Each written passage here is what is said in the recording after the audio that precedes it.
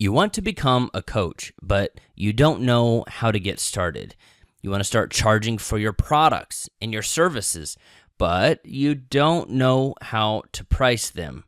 In today's episode, my guest will share how she got started, as well as how she started growing her business to where it runs on referrals. Welcome to the Empowered Podcast, episode 94.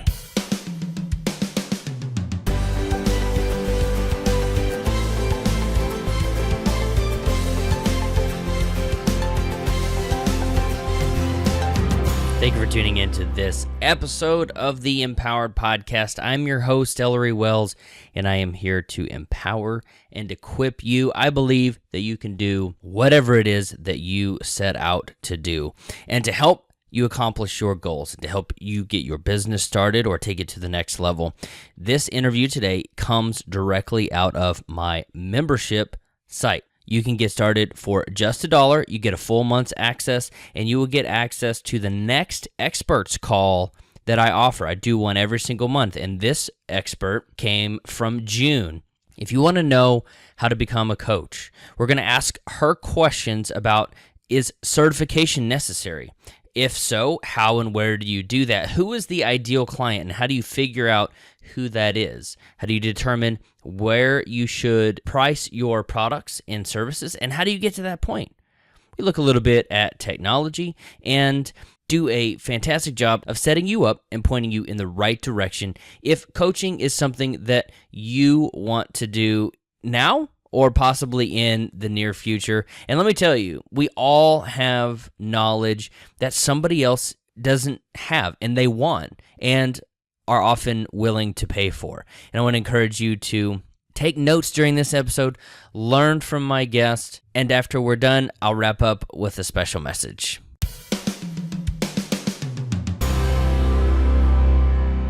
Thanks for joining us today. Today's guest is Valerie Groth, and I'm excited to have Valerie because she is doing what so many of us want to do. She is a full-time coach. She has a website that hopefully she'll tell us how she generates leads and what she does to convert them, how much she charges, or how she figured out what to do, how she got to that point, and how she has started and therefore grown her business. So we'll welcome Valerie to the show today. How you doing, Valerie? Hi, thank you. It's great to be here. You are very welcome. I'm glad to have you. Like you just said, you know, you're doing what so many listeners and members of the membership site want to do. You're working for yourself, number one, and number two, you're able to have I don't know if you'd call it digital freedom, but the freedom to, I assume, do your business from anywhere that you would find yourself all over the country or world, right? Yeah, exactly. I love it. So before, I've only asked this question at this point in the show one time, but we'll start off with this one. Valerie, what do you want to be known for? Good question. No softballs here. So I don't know if this is a cheating answer to you, something I've already kind of thought about before. My personal mission in life is to inspire 1 million people to live fulfilled, empowered, and passionate lives. And I do that through a couple of different things that I'm sure we'll talk about. But one of them is my coaching and my speaking, and what I do as a podcaster as well. That's kind of my business side. And then there's also actually a nonprofit side to what I do. And those two pieces seem very different, I think, to some people. But from my vantage point, they all are kind of related to that same mission and very much in alignment with what are my core values. So that's kind of what I want to be known for. Is I think it's kind of a lofty goal just in terms of that quantifying factor of 1 million people. But the reason for that is just, I think I don't know where it came from or why, but I think that's my purpose, is somehow to be here to inspire people to do what they love and to live a fulfilled life. And I think so many people don't get a chance to do that. So that's what I would love to be known for. If it's not 1 million people, if it's 5, then, that's fantastic. But I'm trying to aim big. So the journey of 1 million miles starts with a single step, right? Or 1 million people starts with one person. We can yes. That. Well, I just noticed, I pulled up your website before we started the call, and I noticed in the last maybe 2 weeks, you have changed your domain. You used to have inspiration in the title or in the URL. Why the change? Okay, yeah. Kind of a long story there. You'll probably ask me the question of learning lessons I've had along the way. We'll come back to the website thing later, I'm sure. But one thing that happened in the last month and a half, actually about 2 months ago, was my website crashed, and I lost everything and wasn't planning on doing a big redesign, but I kind of had to. And then in the process, we found the old stuff and could kind of piece it together. So I kind of rebranded out of a necessity because I wanted to do it and the website crashed and it seemed like a really good time to do so.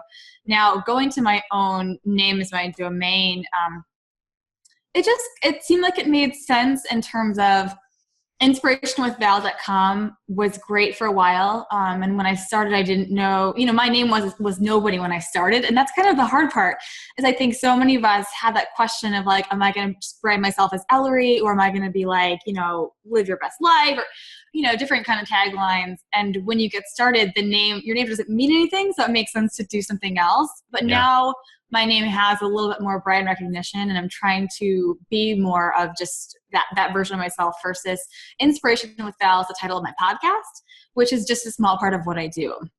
So I just kind of wanted to put everything all in one place, and I already had valeriegroth.com that was being redirected to the old site, and I just kind of switched things around and made that my homepage.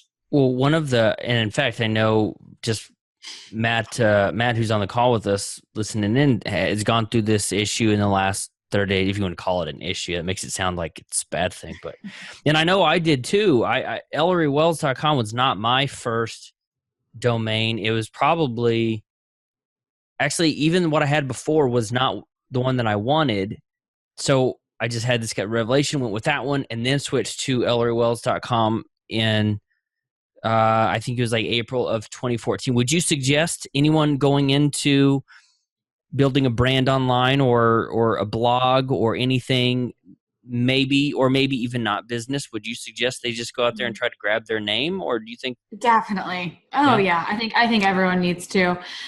I've told my friends who have babies, I think you need to go and get your kid's name, .com. And I've even been told recently that you should get like Valerie Speaks. I have that. I either have valeriespeaks.com or Speaker Valerie is one of my new ones that I got. Okay. Just because, why not? Who knows what's going to happen down the line. And maybe we'll need that for our own personal resume, and you want to make it easier on yourself or easier on your kids. That's not, Ellory, Ricardo, hyphen this.com, right? Because your name's taken. So I definitely think everyone needs to have it. In terms of, do I think everyone needs to start with that as opposed to doing what you and I did and kind of like trying something else first and coming back to it? I think it depends on the industry and the person, but I'm leaning towards yes. I think that there's no reason why you shouldn't just kind of build a brand around yourself and your own name. And it's been a while since I read what was the Gary Vaynerchuk book where he talked a lot about that. I think it was Crush It, one of his first books. And even back then, he kind of advocated that even if you're not in entrepreneurship, don't run your own business, even if you're just someone who works for corporate America, it's important to establish yourself as a brand, because when you are looking for a new job or trying to bring in new clients, you still kind of want to have that brand identity for yourself. So I think it's probably a good thing. Well, you and I seem to get sidetracked a lot every time we have one topic idea. Anyway, the corporate America thing is a good idea. Even if you just had a single page and it was your resume and a headshot, that would be a good way to direct people to, instead of linkedin.com/in/johnsmith17 or whatever, as far as branding, it would be a much better. Oh, yes. And another one that I got, I also got ValerieBook.com recently. Valerie Book or like book. Valerie Book. Okay. With the idea that one day I'd like to have a book. It's not a priority for me this year, but I'm sure one day that'll be something that I'll do. And, why not make it easier on someone, instead. So some of those, Amazon looking for me, Valerie Book. Yeah, some of those big name people, as you've probably seen, like Pat Flynn has one, Pat's book, and a lot of podcasters would have like valerieloves.com/Amazon or, an affiliate link or something like that. Just before I started, I guess I should say, I thought domains just were super expensive and super complicated. I didn't think, hey, I can go. I've literally bought a domain for $1.17. Wow. It was one of those GoDaddy promos, and Yeah. it was 99 cents, and then of course a little bit of tax and the ICANN fees. I'm pretty sure it's $1.17. I don't even use it anymore. But domains don't have to be cheap, so you're snagging some up, which is kind of cool. And I like the I'm looking over here on my other screen there. I like Valerie. It's shorter. Mm-hmm. Inspiration. That's true. That's true. Well, I was a little worried about how to spell my last name, but I mean, either you're with someone and you can spell it, or it's on a business card and they can see it. Well, did you ever read Entree Leadership by Dave Ramsey? No. If you go to DaveRamseySucks.com, it reroutes to Dave Ramsey, and he talks about buying the negative domains around you. So you could buy a variation of the actual spelling. Not that you would want to buy ValerieGrothSucks.com. Right. But you could buy the different spelling that people might think, and it may. But that's amazing. May help people. Yeah. So. It's funny. I see myself, continuing to kind of grow and expand where I am, but I've never envisioned myself being at the level where people are looking up, my name sucks. I don't know. Maybe you need to dream bigger, right? But interesting. Hey. You've made it when you have some haters, right? Yeah, that is true. This is true. So I don't know if you and I have talked about this before today or not, but how did you get started? I know you have a couple, I think 2 master's degrees, one in maybe psychology and another one education or something. How did you get started? Take us back, before Inspiration with Val, before you had the name to go along with it. Where, a couple years before that, how did you get started? Sure. So my background is bachelor's in social work. Bachelor's in psychology, a master's in social work, and second master's in educational leadership. So I worked as a therapist in different roles, and I worked in private practice. I worked with, addiction, mental health. I worked in the schools here in Chicago, in the inner city schools. And that was kind of where I got practice in the mental health space. And what I do as a coach is very similar, but very different. But with that being said, I was just doing another interview, and I was looking back and thinking, even though I was doing therapy, and at the time that's what it was called, I was doing a lot more coaching than therapy. I probably shouldn't have been, but that was what I thought worked better. And I still, to this day, think it's really important to integrate those 2 practices. So I kind of fell into coaching kind of by accident. There was a point where I knew that I needed to make a shift. I needed to make a career transition for various reasons. From counseling to something else? Yeah. Okay.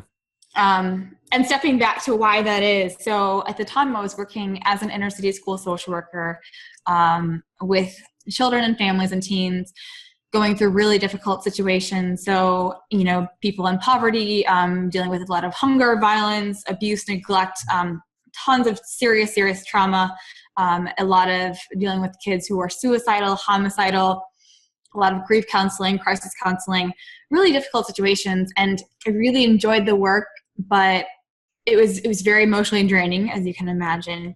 But what didn't work for me was, while it's really important to me to help people and to be of service, one of my core values is achievement and seeing results and seeing progress. You're like, yeah, because we need that as entrepreneurs, right? And there's a point where I realized this is never going to be where I can stay forever. And I thought for a while it was, and I realized I can't, because I need that peace. There's so often I'd go to work and I'd try and help the families and the children, and I'd make a little move forward and I'd feel really great. And the next day I'd be 20 steps back. And I just personally can't operate that way. Like, I need to feel like my work is being valuable in some way. The reality is, I know it's one of those industries where you plant the seed, maybe 30 years down the road, that child makes a different, decision based on what I did with them. But that wasn't enough for me. And I realized that's okay. So there are people who that was going to be a satisfying career for them, but I realized that for me, I needed more. So I sat down and I thought about, what are the things that are important to me? What are my core values and what's being met here, what's not? And I try to find a way that I can meet all those different components that were really important to me.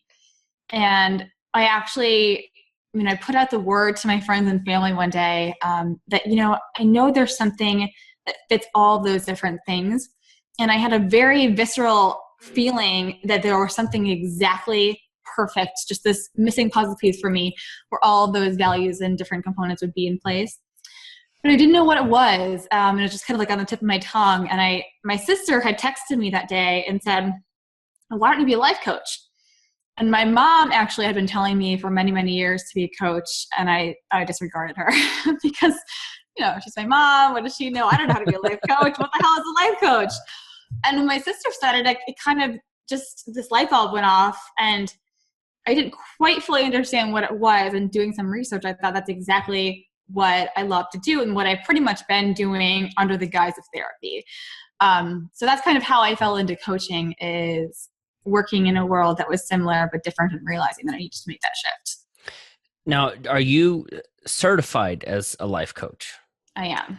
Now, what is that certification process like? And was there a difference before getting the certification as compared to after? Well, okay, it depends. On the one hand, I think one of the problems that I have with the word life coach is, well, I don't know. I don't think a lot of people know what that really means. And it can mean a lot of different things depending on who you're going to. There are a lot of life coaches out there that have no background in, working with someone's inner thoughts and feelings. I feel like because I did have that therapy background, I feel extraordinarily qualified to do this work, in the way that there are a lot of life coaches that just think, hey, I like to help people or tell them what to do and give them advice. I'm going to be a life coach. It's not about giving advice. It's not about solving their problem for them. It's much different than that. So my honest opinion is that there are a lot of coaches out there who should not be coaches. And that's how it is in any profession. So the problem being is that there is no regulatory body that makes all life coaches be certified. With that being said, there is a process called the ICF, and you can become certified through them. And there are coaching institutes that are trained by the ICF, and they can certify you during that same process. So I became certified. I went through a coaching school. I am certified through them. However, I've never been asked by a client if I am certified. So it's never really come up in that capacity. So my answer is, I think it's important to go through the training just for your own professional development, and to make sure that you're doing, your due diligence to be great as a coach. But I've never been asked by a client, do I have that certification, or been asked for documentation.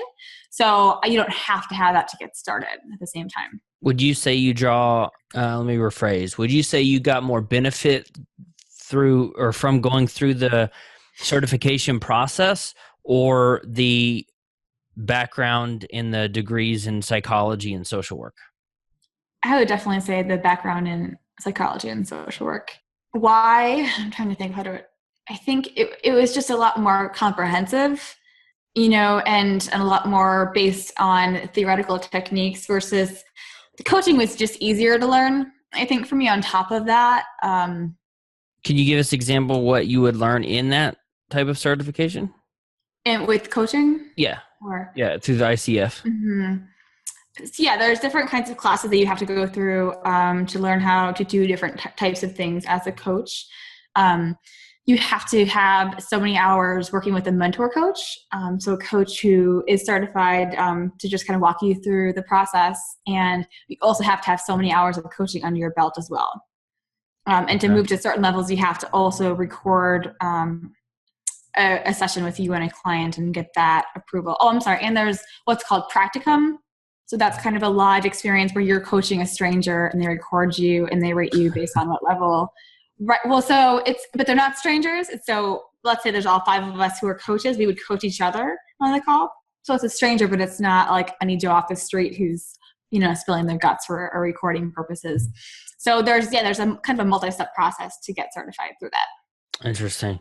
Yeah, because I think it has come up. I think I've been asked if I wanted to get certified as a coach, and I haven't really put much thought into it. But my degree is also in psychology. I have a bachelor's degree in psychology, right. And I worked at Mission Waco, which works with like elementary and middle school kids for a few semesters. I know it was more than one, and doing a lot of different locations, doing different things. And I don't think the kids that I was working with were old enough to, have murder on the mind like you're mentioning. But, Waco is a really poor place outside of the quote Baylor bubble. It goes downhill really fast. So I have had years of, I don't want to say years of experience, but I guess it's probably true. Right. The degrees there, the experience working with kids. I never did the MHMR, the mental health and mental retardation stuff, but I had people who did. I thought about it.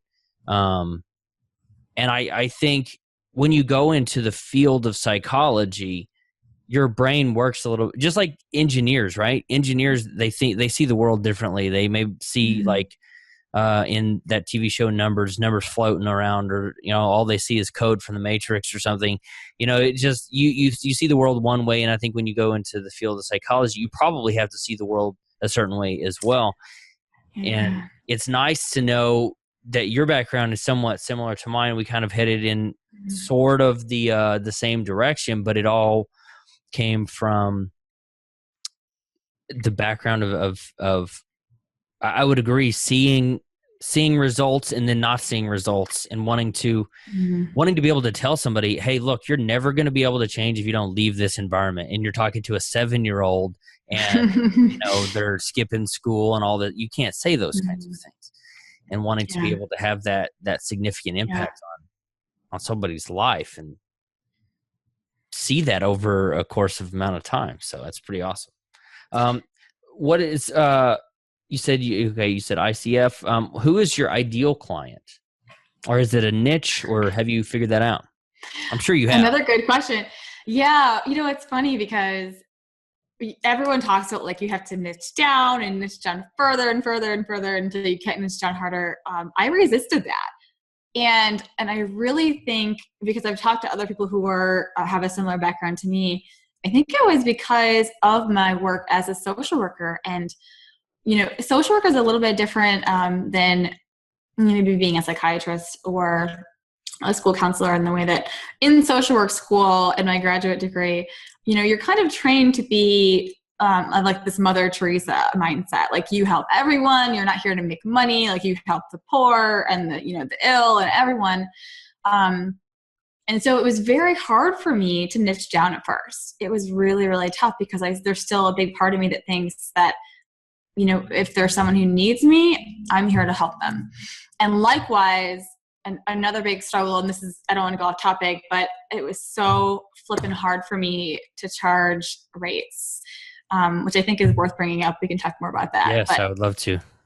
And that comes back to, that's hard for a lot of people. I think pretty much everyone when you go into a place of being a freelancer. But again, I talked to a lot of people who've come from the world of working in nonprofit and a service industry like social work.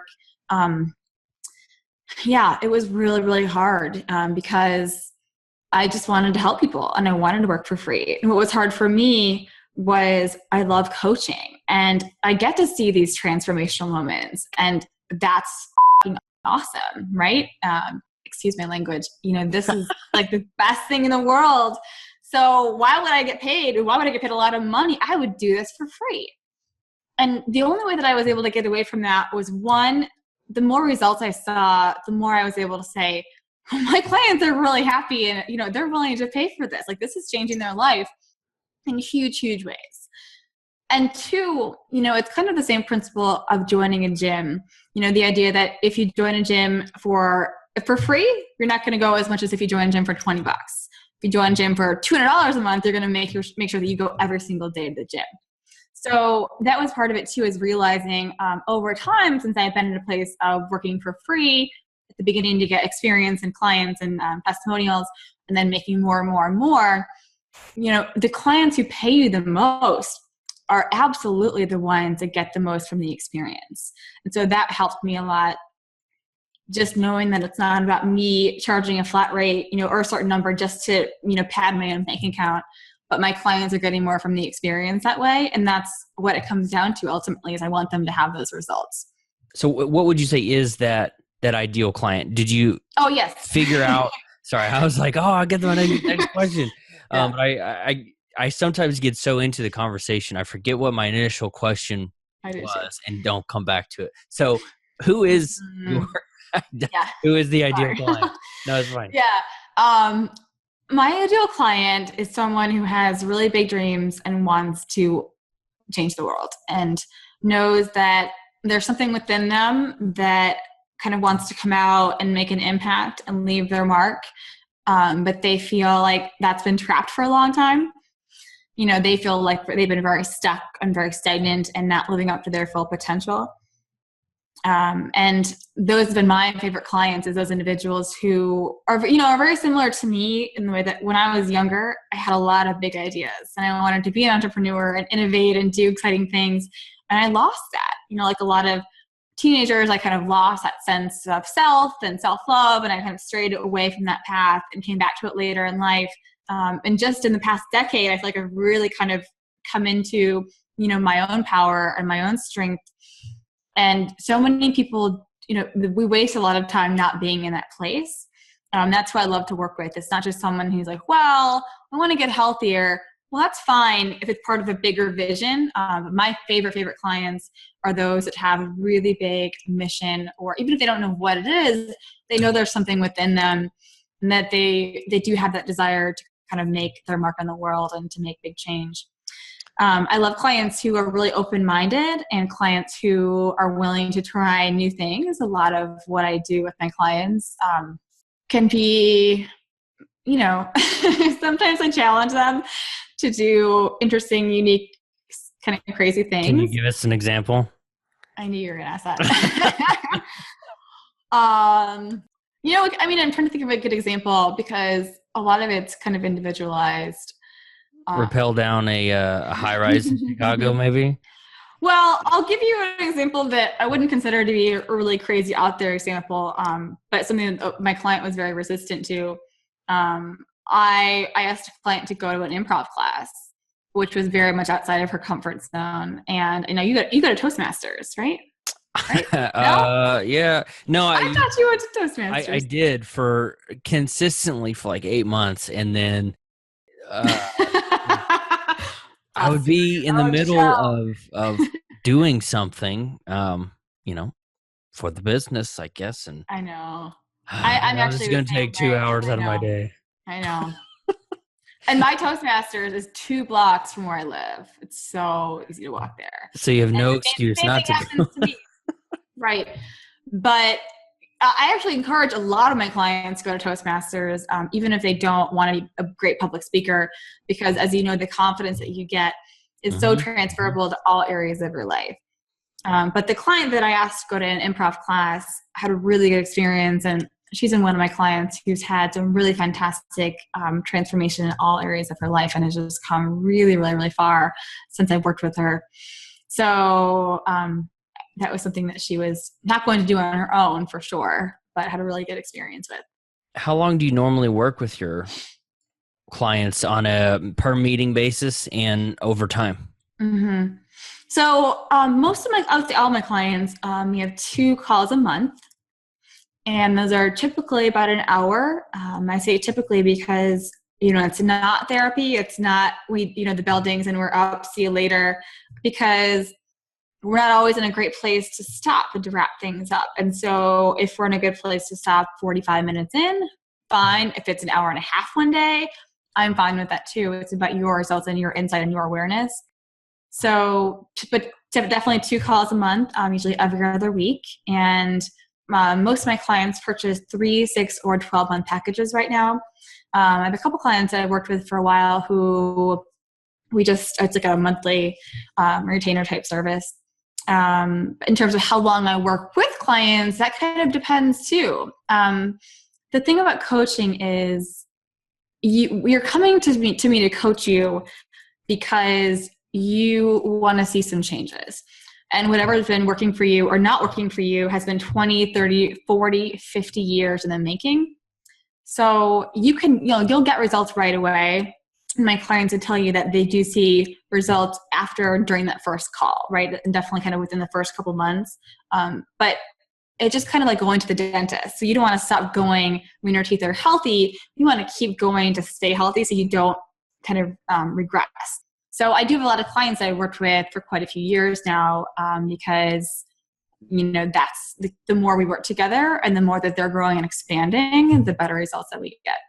Now, how did you come up with the every other week, 3, 6, 12 month? Was that something ICF kind of guided you? Do they provide that guidance, or how did you come up with this structure? They don't provide any guidance. When I started, I didn't know what to do, and I was used to therapy as like every other week typically. So I had every week and twice a month, and I realized I've always felt like for all my clients are so different, but the one commonality is once a week is usually too often for them to have a lot of time in between and space to think and to do and to kind of take action on what we discuss. Once a month, I don't think is enough. Occasionally I'll be on vacation or they'll be on vacation. We have to extend things and it's once a month. That's not ideal. Twice a month, I think, is just kind of, for me, that magic number. Yeah, I went through a similar process. That's how I came up with a structure. From the outside in, some people might think I just pick stuff and go with it. But like you said, I have had mastermind meetings that were every week, and it sapped energy, it seemed like. And so now my mastermind meetings are every other week. It's not on the 1st and 15th or whatever, but it's every other week. And sometimes, it's 3 in a month. Sometimes it's not. And then the coaching, the exact same thing. I do every other week there. And my first coaching client, she was once a month. And I agree, completely agree. That's too long. Yeah. 1 week or every other week, it's like, oh my gosh, I have no energy. I don't, but then again, the once a month is definitely too far. And I actually thought, and I talked about this in a mastermind blog post series that I wrote, that one every 10 days would maybe be ideal, but that's a logistics nightmare. Yeah, that gets a little tricky. Yeah. But every 2 weeks is almost like I'm kind of losing a little bit of momentum. But we've got the moment, we got the meeting in a couple. I don't do the every 10 days, but I had this that would be so hard to do that. Yeah. Maybe I always thought 2 weeks was the sweet spot compared to once a month and compared to once a week, but I never really thought about tweaking that a little bit. Well, yeah, like I said, it's just a kind of an experiment that I ran in my head. Because again, once a week's too often. Every 2 weeks is just. I get guys that are like, yeah, I just kind of lost motivation last week, and if we'd maybe shaved off, well, I guess that would be like 4 days. Maybe we could have kept that momentum going, but again, it's kind of impossible. So I find other ways to keep in contact with through Facebook or phone calls or emails or something like that. I don't always get to everybody, but I try to stay connected with people between those two meetings. So you go 3, 6. That's what I was going to say as well. Yeah, is I just I'm always available for unlimited email support. I've also occasionally gotten on an emergency phone call if needed, but definitely I'm always there for support. And I'm sending my clients resources and things to think about and things to read in between calls. So I think that helps a little bit to make those 2 weeks go by a little faster and to keep the accountability and that momentum. So do most of your coaching clients, do they come to you? Are they referrals? Do you reach out and say, hey, I think I could really help you through this, and you kind of recruit them? How does that process work for you? That's a good question in terms of, I wish I knew. I should figure out exactly like what the breakdown is. And I haven't thought about that in a while. But you do eat all three of those? It's kind of from, yeah, absolutely. I have a lot of referral clients. I've gotten clients through my own podcast and from being on other podcasts. I've gotten clients through social media, only through Twitter, never gotten a client through Facebook, never gotten a client through Instagram, or LinkedIn or Pinterest. You but sound Twitter, a little bit bitter about that. Well, no, and I'm not trying to. I just making a point for anyone listening. Like, you don't have to be stupid Facebook. Well, you know what Facebook is. I mean, I have my assistant post on my Facebook page. It's just an afterthought for me. I don't have any engagement in there anymore, and it's useless, Yeah. And I'm fine with that. I personally deactivated my Facebook newsfeed. I use a newsfeed eradicator. So when I go on Facebook, I can see messages and notifications. I don't see a newsfeed. And a lot of people are doing that too. I know that, so if my clients are less on Facebook, then I'm not really going to waste my time on Facebook either, Yeah, there are definitely some people who just really piss me off on Facebook. Like, so not the way that I see the world. Yeah. And you need to block those people. Well, they're usually friends of friends. Like the mute, so you don't see their posts. Yeah, no, it's usually the friends of friends. They'll post something, and sometimes it's the friends that post stuff.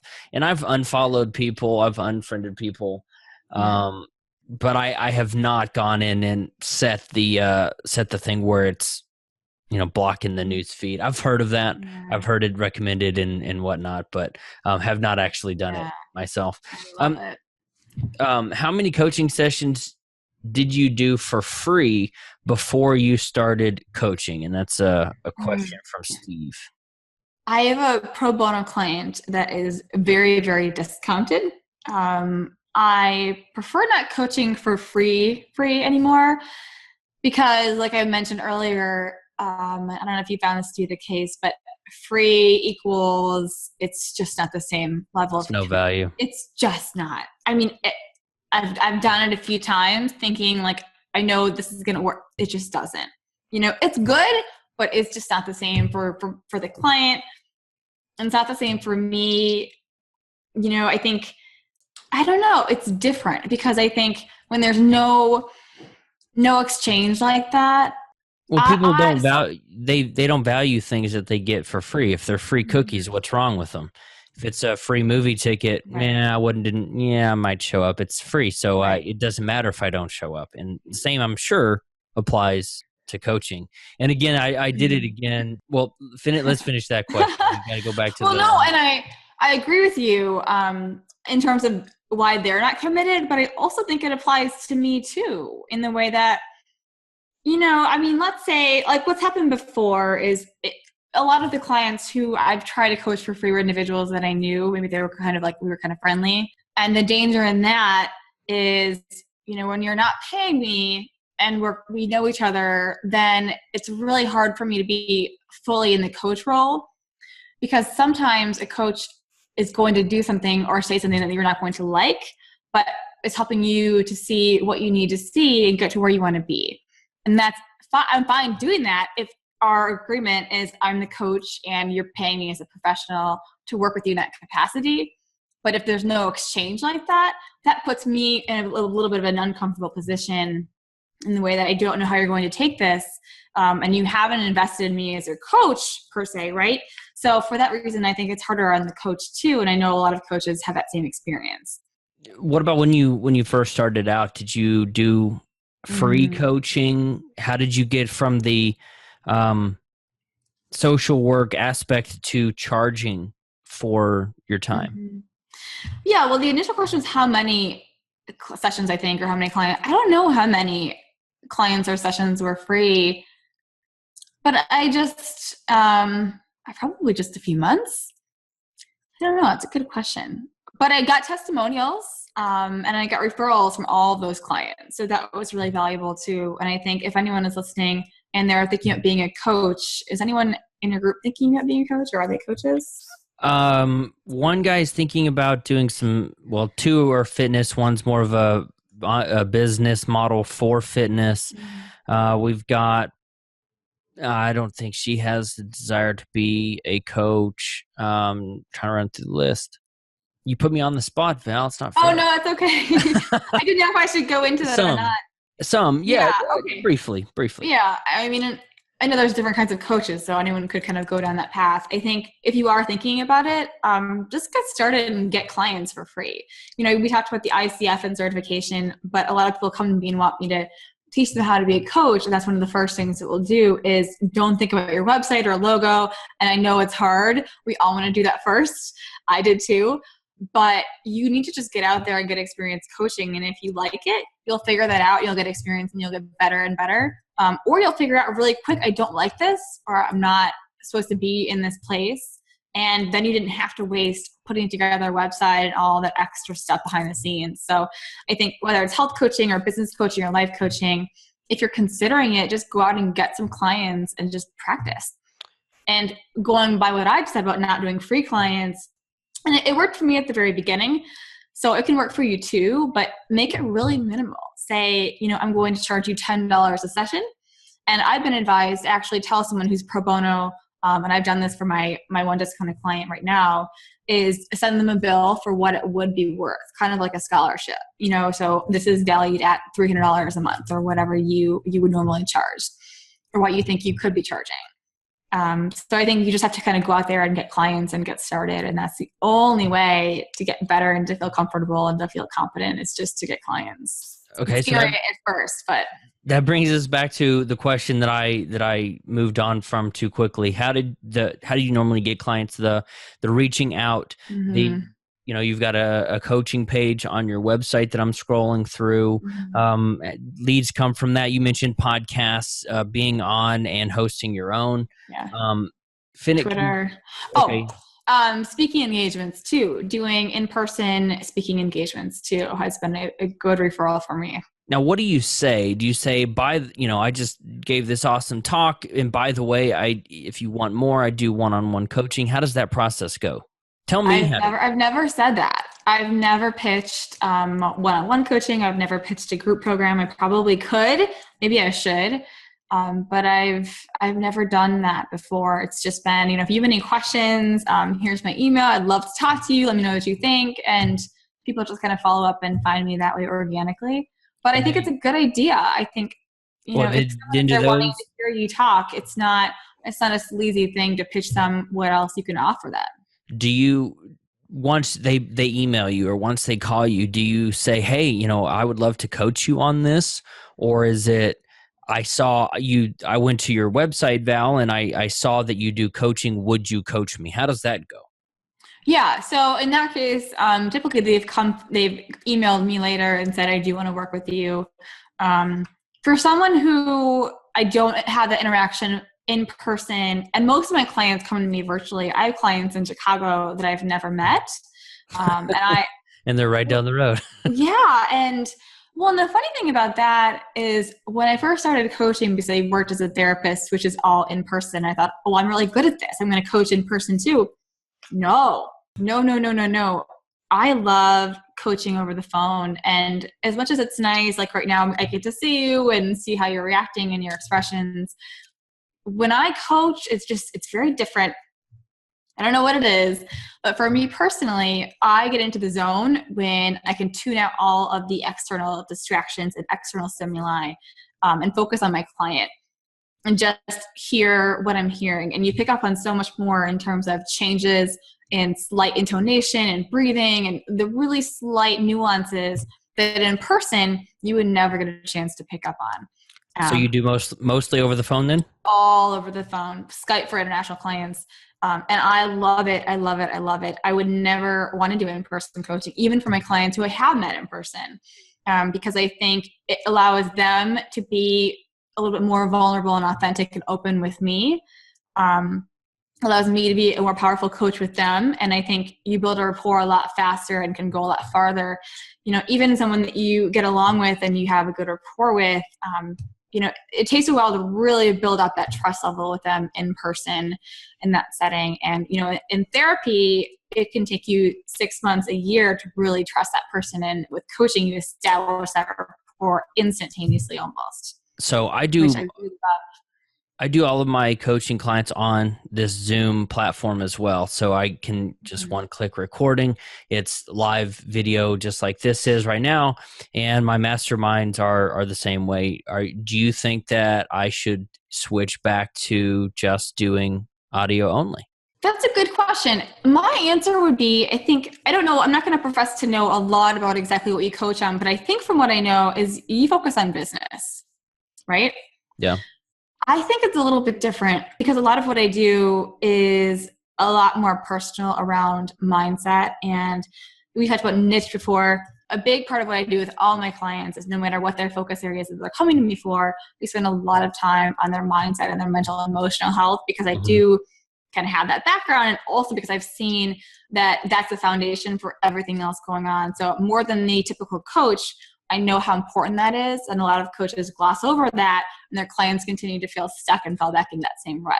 So we talk about a lot of very personal things around their own inner resistance and limiting beliefs and fears and worries in a way that I know you get personal with your clients. It's probably different, I think, with business coaching or career coaching. So I would think for what you do, Zoom could be really great.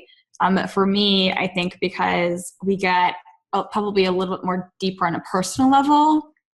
And I know you are personal, so I'm not saying that it's not, but I think it's just a different area, that you're delving into. And I think for me, that's why it's a little bit different. But I don't know, it's worth exploring and seeing what works for you. Yeah, it depends on the client, right? One guy who we don't talk a whole lot about personal stuff. The other one, we were talking about being organized, and I can see, whether or not the office is organized or where he is, or another guy, he took his laptop out to the porch on his beach house. So the water was rolling in, and we talked a little bit about that, but that one's less nice. Personal. Yeah, it would be very. I've never seen the tide roll in like that before. It's high tide, low tide, and through the course of the call, you can see it on video. I guess you can't see my hand. The water was coming up closer and closer and closer to the house, and rocks we could see are now at the end of the call underwater. It was really cool, but there's no stereotypical come lay on the couch and I sit behind you with the notebook and all those kinds of things. I don't want to say it's anything goes, but it's definitely results and purpose driven. But the process of how you do that seems to differ from one client to another. And I don't know if it should be more regimented so that you can, I'm all about having a system. But I don't know how that would necessarily apply to the coaching thing. Can you give us an idea about what you charge now and how you got to that point? I know we're running short on time, so if we have time for that kind of question. No problem. I'm definitely raising my rates a lot over time. I'm currently running a special, actually. The reason for that is because I'm traveling the next month and a half, and I have some clients' spaces open up for my fall schedule, so I'm offering a little bit of a discount now. So with that, my 3-month package is $1,500. My 6-month package is $2,500, and my year-long package is $4,500, and I'm offering 15% off that right now. So I don't know what that breaks down to, but the first one was $500 a month. Prices. Okay, so you said $1,500, and then what? The 6 month was $2,500, right? And then $4,500 for the year. Okay. Can you tell us where you started and how long it took for you to get to that point? Probably took over 3 years. I mean, I started it free, and then where did I go from free? I think I went from free maybe to 75. A session or a month? A session. Yeah. Okay. I think I went from free to 75. I think my first coaching client was like, that's one where we did one session. We met one time a month, and I think it was like $300 or $400, and I figured out this big long proposal and curriculum and all that stuff that I kind of threw out the window. But by the way, if anybody is keeping track, my first coaching client kind of came to me. She was a blog reader. Another coaching client I went to and said, hey, I think I could help.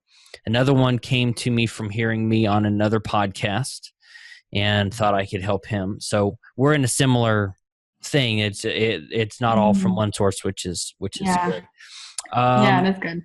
Another question from Steve says, as an aspiring coach, what can I do to learn more about this? And I assume this would be coaching? Where can Steve go, and anybody who wants to be a coach go to learn more about how to become a coach? Yeah, good question. Well, first of all, I'm happy to talk to you. If you have any questions, you're welcome to email me. My email is val@valeriegroth.com.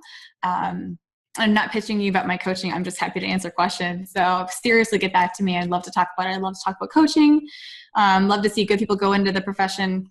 You know, when I started, I got a lot of books on it. I'm the kind of person I like to research and feel prepared. And I bought a lot of books about coaching. Looking back, I didn't need to have done that, but it made me feel more confident in myself at the time. So I guess it was useful, but you don't need to do that, I don't think. Like I said, I think you just kind of need to get some clients and get out there and get started. If you are going to invest in coaching school, you definitely want to make sure it's an ICF certified school, because they're going to do a much better job. And eventually it will be something that is more regulated. And once that happens, you're going to want to make sure that you put your money into a really good school. So you have the accreditation. Yeah, coaching schools are not cheap, unfortunately. Oh, I'm sorry. You do need to invest in your own coach. How could I forget that? And that's the most important part, really. And any coach will tell you that a lot of coaching schools believe it's almost kind of unethical to be a coach and not have your own coach. So that's really, really important too. That's the only way that you can kind of get started coaching without having any experience or without going to a coaching school. So you need that practice of working with someone else for multiple reasons. One, so that you can see how that experience works and what it's like to be on the other side of the table. And also, of course, I think, you know, everyone needs that outside perspective to help them figure out where they are and where they need to be. But you have to figure out why it's so important to invest in yourself. And a lot of coaches, whether they want to be life coaches or business coaches like you, they're like, well, I just want to get started. I want to hire my own coach. Well, I understand that, because when you're starting, you're bootstrapping, and I get that. But if you're not willing to invest in yourself and hire a coach, you're going to get clients who come to you and they're not willing to invest in you either. You know, that's just kind of how it's going to be. And you need to be able to understand why that investment is so important. I know Zig Ziglar used to talk about how he would sell pots and pans. And, you know, Zig Ziglar, I'm sure, right? And he was the best at selling pots and pans. And the other guys would say, well, why are you so good at this? And he said, well, I bought the pots and pans and I know how great they are. And the guys would say, well, I'm poor and I'm 20 years old. I don't have the money for this really expensive pots and pan set. And he would say, how can you possibly sell these to people if you don't believe in the value enough to put your own money into it?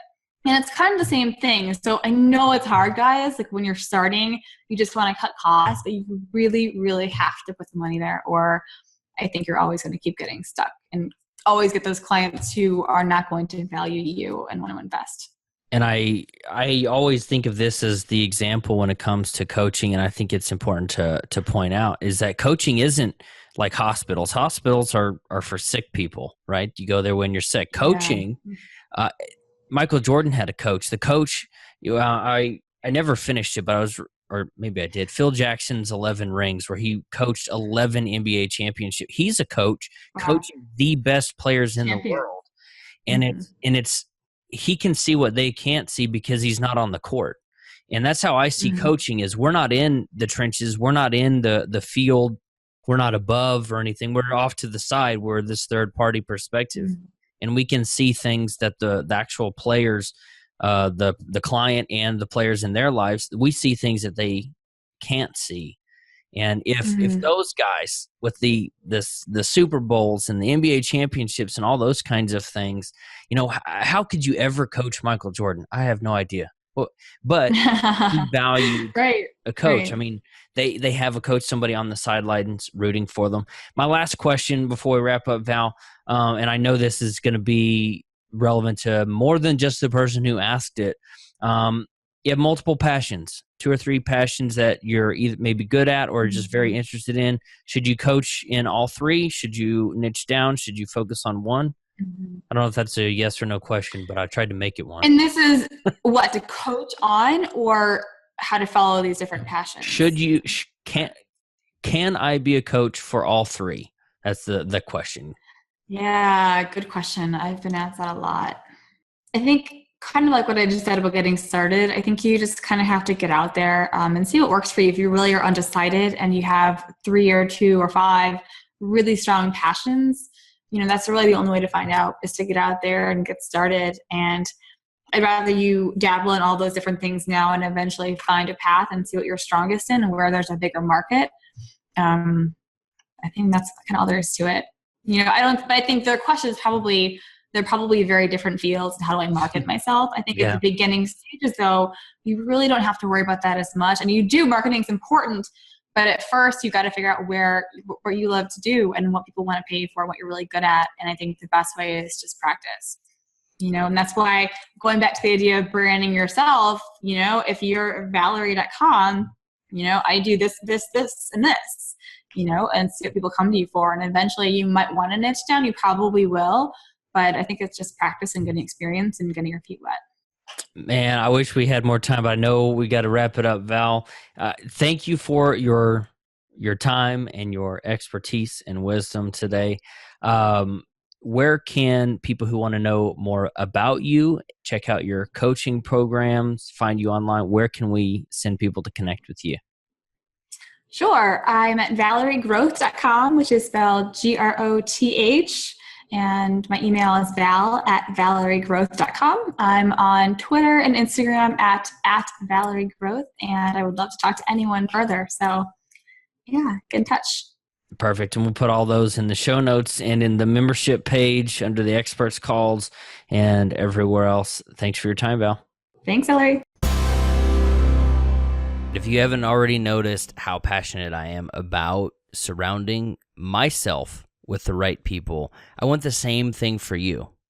I want you to surround yourself with the right people. I've known Val for, 18 months or so, and we've met maybe once, and this is one of the best calls that I've had with her.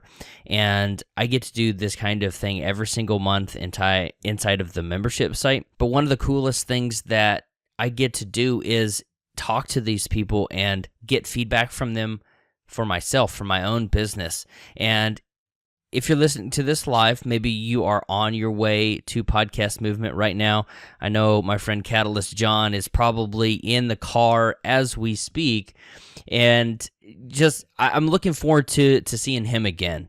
And I'm looking forward to seeing all the people that I saw last year at Podcast Movement, the people that I met for the first time at New Media Expo a couple years ago. And this Friday, I am talking about blogging versus podcasting and how to build your media empire.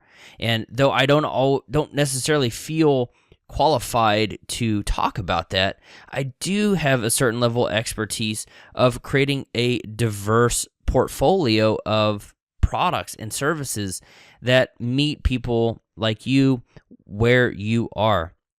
The audio, something that people listen to, the blog, something that people can read, and coming soon is even more video, something that people can watch. And none of that would be possible without the community and network of like-minded people that I've been able to surround myself with.